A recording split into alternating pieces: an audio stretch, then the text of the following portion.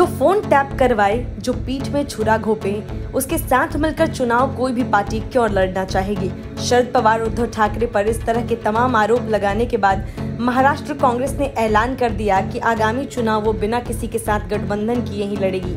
कांग्रेस के इस ऐलान के बाद महाविकास आघाड़ी सरकार में एक बार फिर से खलबली मच गई है।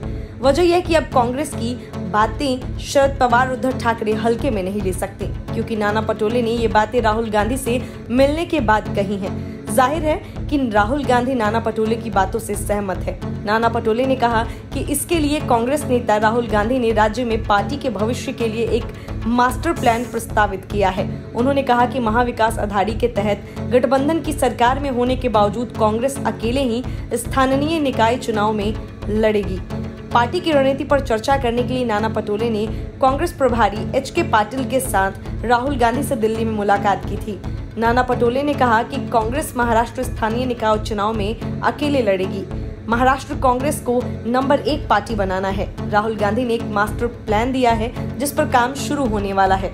हम कांग्रेस को मजबूत करने के लिए कुछ भी करेंगे। उन्होंने कहा कि बैठक में पार्टी नेताओं से संगठन को मजबूत करने पर चर्चा हुई। जब पटोले से पूछा गया कि कांग्रेस पार्टी आगामी विधानसभा और लोकसभा चुनाव गठबंधन के साथ मिलकर लड़ेगी या अकेले लड़ेगी, इस पर नाना पटोले ने कहा कि चुनाव 3 साल बाद है। इस पर पार्टी आलाकमान निर्णय लेंगे। कांग्रेस गठबंधन में रहते हुए महाविकास आघाड़ी सरकार पर कई सवाल उठा चुकी है। पिछले दिनों नाना पटोले ने आरोप लगाया कि महाराष्ट्र सरकार उनका फोन टैप कर रही है और कुछ लोग कांग्रेस की पीठ में छुरा घोंप रहे हैं। हालांकि कांग्रेस के इस आरोप को शिवसेना और एनसीपी ने निराधार बताया था। सियासी गलियारों में अटकलें हैं कि महाविकास आघाड़ी सरकार में कांग्रेस कुछ मुद्दों को लेकर नाराज चल रही है।